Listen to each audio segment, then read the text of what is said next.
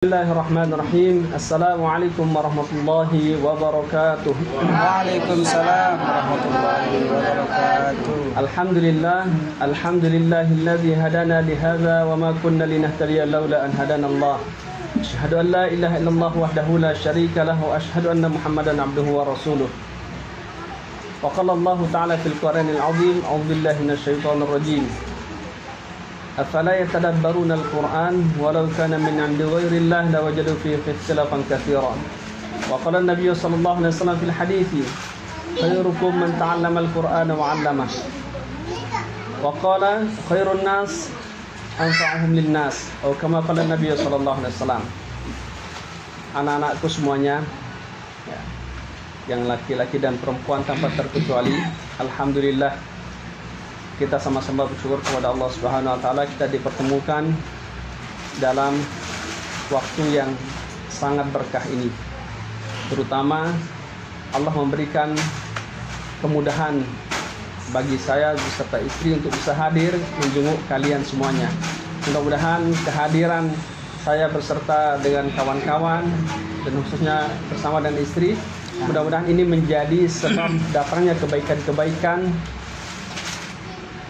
untuk kedepannya. Amin. Nah, dan mudah-mudahan akan selalu terus tersalurkan kebaikan untuk anak-anakku semuanya. Amin ya rabbal alamin. Amin ya rabbal alamin. Anak-anakku yang dirahmati Allah, sedikit pesan dari saya pribadi yang mana saya pernah berada sama dengan di posisi kalian, yaitu pernah belajar di pondok dan kita jauh dari orang tua. Dan semakin jauh kita dari orang tua, kata Al-Imam Al-Ghazali, akan semakin dekat dengan keberkahan, akan semakin dekat dengan kefahaman, dan semakin kita diuji dengan kelelahan di dalam kita belajar, maka akan semakin dekat dengan kesuksesan. Siapa yang paling menghinakan diri dalam belajar agama, menghinakan diri di depan gurunya, maka setelah dia keluar dari belajar tersebut, dia akan menjadi orang yang lebih mulia daripada gurunya nanti. Amin. Nah, kenapa saya katakan demikian? Karena sudah banyak teman-teman, bahkan dari orang-orang di sekitar kami, bahwasanya orang-orang yang berusaha menghinakan diri di depan gurunya, artinya dia berusaha memberikan pelayanan yang baik kepada gurunya, maka ketika dia keluar dari tempat belajarnya, ketika dia keluar dari pondok, Allah muliakan dia. Bahkan kemuliaan yang dia dapatkan melebihi daripada gurunya saat di pondok. Nah, dan ini sudah menjadi seleksi alam. Maka sekali lagi, di dalam kita belajar ada dua yang harus kalian kuatkan. Ada dua sifat. Yang pertama sifat tawaddu, dan yang kedua sifat tolak. Nah, apa itu sifat tawaddu dan tolak? Nah, dua sifat ini nggak boleh lemah salah satunya. Sebagaimana burung kalau terbang, kedua sayapnya harus sehat. Kira-kira kalau burung satu sayapnya yang lemah, bisa nggak terbang? Nggak bisa. Maka kedua sayap ini harus kuat. Sebagaimana kalau orang yang menuntut ilmu, nah kalau orang menuntut ilmu ini dua sifat ini harus kuat, yaitu sifat tolab dan sifat tawaddu. Nah, apa itu sifat tolab? Tolab ini ialah artinya haus terhadap ilmu. Maka disebut dengan tolabul ilmi, orang yang haus terhadap ilmu. Jangan pernah puas dengan satu ilmu yang kalian pelajari. Jangan pernah puas dengan masa belajar yang telah kalian jalani. Saya sudah belajar di sini 2 tahun, 3 tahun, itu waktu yang sedikit. Nah, tanamkan sifat haus, sifat rakus terhadap ilmu. Tidak cukup dengan ilmu ini, belajar lagi. Nah, ini harus kuat, tanamkan dalam hati sifat haus terhadap ilmu. Yang kedua, sifat tawaddu. Nah, tawaddu ini ialah orang yang tidak pernah merasa lebih baik dari orang lain. Nabi SAW bersabda, "Man tawaddu'a warfa'ahullah, man rafa'a wada'ahullah." Siapa yang merasa, ya, siapa yang tawaddu, ya, tidak merasa lebih baik dari orang lain, warfa'ahullah, Allah akan angkat derajatnya. Man rafa'a, dan siapa yang merasa lebih baik, wadu'ahullah, maka Allah akan hinakan dia. Nah, jadi yang namanya tawaddu ini adalah rendah hati. Nah, kepada manusia kita harus rendah hati, tetapi kepada Allah kita harus rendah diri. Ya. Ini bedanya. Kalau ke manusia kita harus rendah hati, kepada Allah kita harus rendah diri. Nah, bagaimana caranya kita rendah diri kepada Allah? Kita merasa hina, banyak dosa, banyak salah. Itu cara kita rendah diri di hadapan Allah. Tapi kalau kepada manusia kita rendah hati. Nah, kita tidak pernah merasa lebih baik dari orang lain. Nah, ngelihat mereka, mungkin ada teman-teman kalian yang dalam memahami pelajaran dia lemot banget. Ya, orang sudah 5G, ya kecepatan 5G, dia masih 2G. Lemot sekali. Nah, ibarat internet ini udah mau habis masa kuotanya nih, lemot banget, loadingnya lama kali gitu. Nah, jadi mungkin dengan cara seperti itu, ya Allah ingin menguji kita. Nah, apakah kita ngerasa lebih baik atau tidak?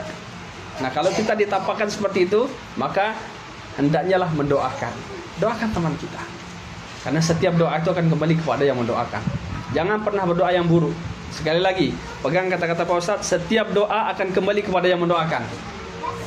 Nah, kalau kalian ingin pintar, doakan teman kalian. Ya Allah, temanku lemot banget. Ya Allah, pintarkan dia ya Allah. Berikanlah dia ingatan yang kuat, ingatan yang tajam, daya tangkap yang cepat, supaya dia cepat memahami.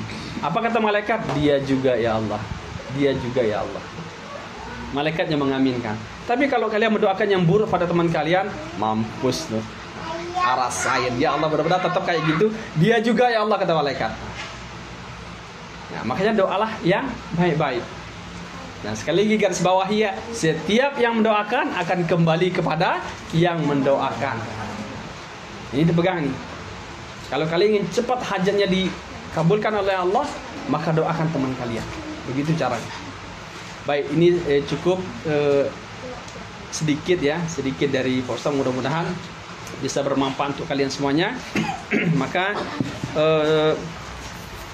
sekali lagi saya akan mengulang ya, saya sedikit akan mengulang dari hajat-hajat teman-teman Pak Ustadz yang ada di Singapura. Nah, yang pertama, Rubiah Haji Muhammad Nur, yang mana beliau sekarang sedang sakit. Muhammad Arif Khan, beliau juga sedang sakit. Yang ketiga, Nur Hanisa Khan, yang beliau sedang punya hajat. Mudah-mudahan dengan bacaan Al-Fatihah dari adik-adikku semuanya, anak-anakku semuanya yang sakit, semoga Allah angkat penyakitnya tanpa ada yang tertinggal. Amin. Diberikan kesehatan dan berkumpul kembali bersama dengan keluarganya. Amin. Dan untuk yang memiliki hajat, semoga Allah permudah hajatnya dan dipertemukan dengan orang-orang yang menjadi jalan kemudahan tersebut. Amin ya rabbal alamin. Bi barakatil Fatihah. A'udzu billahi minasyaitonir rajim. Bismillahirrahmanirrahim. Alhamdulillahi rabbil alamin. Ar-Rahmanir Rahim. Maliki yaumiddin. Iyyaka na'budu wa iyyaka nasta'in. Ihdinas siratal mustaqim. Siratal ladzina an'amta 'alaihim ghairil maghdubi 'alaihim waladdallin. Amin. Satu lagi lupa Pak Ustadz tadi, baru Pak Ustadz ingat. Nah, dari salah satu sahabat yang sudah seperti saudara bagi Pak Ustadz yang ada di Singapura, yaitu Muhammad Zakaria bin Samsudin beserta dan keluarga semuanya dan keturunannya. Mudah-mudahan beliau selalu disehatkan, dipanjangkan umurnya, disembuhkan segala penyakitnya dan diberkahi rezeki dan keluarganya. Bi barakatil Fatihah. A'udzu billahi minasyaitonir rajim. Bismillahirrahmanirrahim. Alhamdulillahi rabbil alamin. Ar-Rahmanir Rahim. Maliki yaumiddin. Iyyaka na'budu wa iyyaka nasta'in. Ihdinas siratal mustaqim. Siratal ladzina an'amta 'alaihim ghairil maghdubi 'alaihim waladdallin. Amin. Baik, cukup sekian. Akhirul kalam. Assalamualaikum warahmatullahi wabarakatuh.